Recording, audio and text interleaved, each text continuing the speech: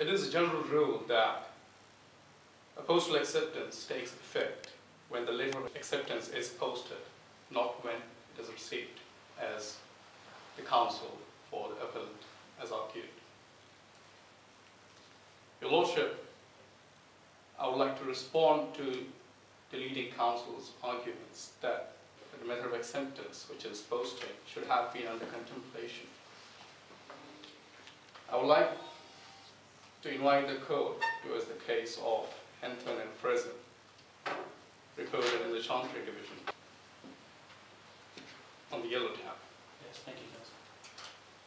Your Lordship, it was held that when the circumstances under which an offer is made are such that it must have been within the contemplation of the parties, that according to the ordinary usages of mankind, post might be used as a means of communicating the acceptance to it. The acceptance is complete as soon as it is posted. Held that in the present case, as the parties lived in different towns, an acceptance by post must have been within their contemplation, although the offer was not made by post.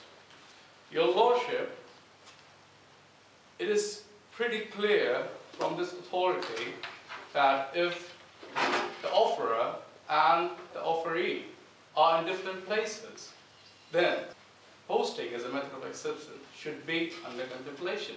And as Mr. Mandela had clearly told Mr. Gandhi that he is traveling, he should not be in the city where he was previously. So, it is submitted, my Lord, that the method of acceptance as post would have been under contemplation. Your Lordship, the leading counsel has argued that no previous communication had been made through post, and the only communication which was going on between Mr. Mandela and Mr. Gandhi was through telephone. I would like to submit, Your Lordship, that Mr. Gandhi contacted Mr. Mandela through telephone, and Mr. Mandela never contacted Mr. Gandhi through telephone beforehand. So there is no evidence that Mr. Mandela used to contacting parties through telephone. He being a retired old man, my Lordship, it is submitted that he might not be that technologically savvy. Counsel, without going beyond the scope of the facts in the present case, to what extent would the contemplation of the use of telephone only affect your own submissions? Your Lordship, this is exactly my second point of submission, Your Lordship. So if you wouldn't mind dealing with it now, the second point.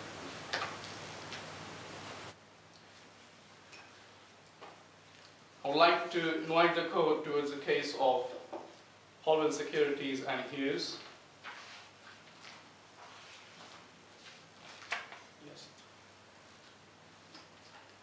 Your Lordship, if Mr. Gandhi wanted the acceptance to be communicated by telephone, he should have clearly stated that he wanted it that way. Your Lordship, I would like to read from the judgment of Mr. Lord Justice Lawton. Yes. Does the rule apply in all cases where one party makes an offer which both he and the person with whom he was dealing must have expected the post to be used as means of accepting it? In my judgment, it does not. Your Lordship, Mr. Lord Justice Lawton, after expressing the general rule, goes on towards the exceptions of the general rule. He says, at first, it does not apply when the express terms of the offer specify that the acceptance must reach the offerer.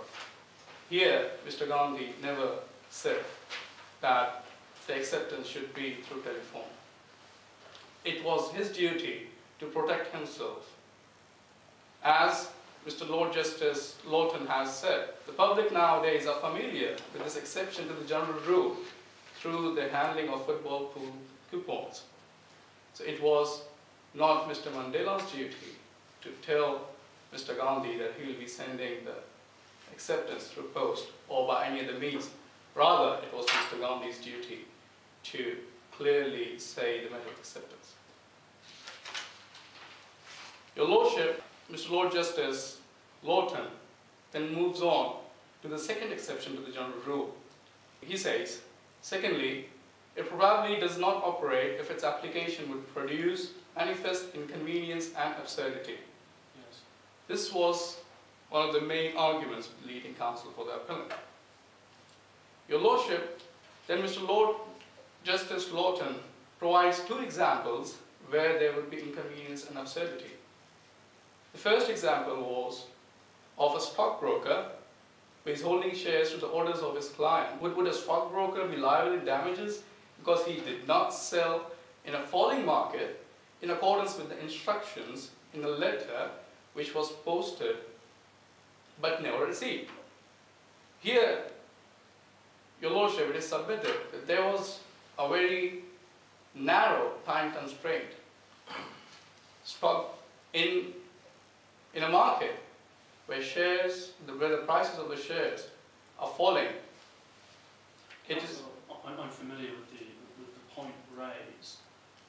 To what extent is that helpful when dealing with an advertisement in a local paper for a bike, which my understanding of push bicycles is they have a standard value which doesn't move beyond the course of years. Your Lordship, my point over here is the time constraint, which is Mr. Mandela has said to Mr. Gandhi that he will be sending the acceptance within a week, and accordingly he sent the acceptance on Tuesday, like 3 days after the offer was made. So it was within the time frame. There was no time constraint over here, Your Lordship. Yes, thank you, Counsel. Your Lordship, it is further submitted that the appellant mentioned that he had tried to withdraw the offer by telephone. Your Lordship, it is submitted that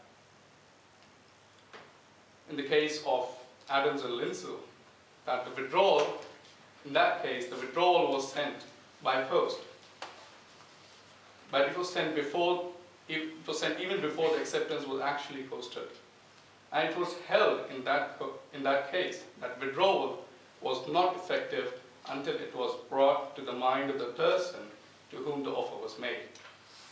Your Lordship, it is submitted that in this case, neither the withdrawal was brought to the mind of the offeree, nor it was posted or it was communicated before the acceptance has been posted.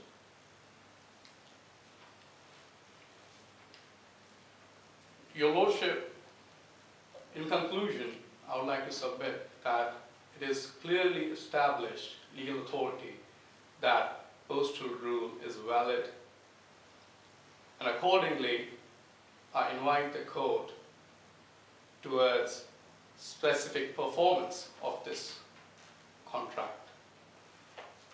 Unless I can be of any further assistance, Your Lordship. No, thank you, Counsel.